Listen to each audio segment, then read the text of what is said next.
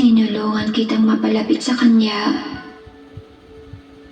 Kahit alam kong masasaktan ako ng sobra. Tinulungan kita sa paraang alam kong magiging masaya ka. Oo, hinayaan at tinulungan kita.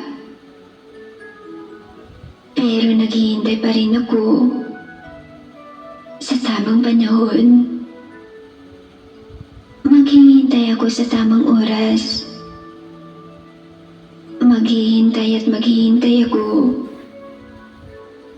Maghihintay pa rin ako sa'yo. Na sana ako naman ang makita mo.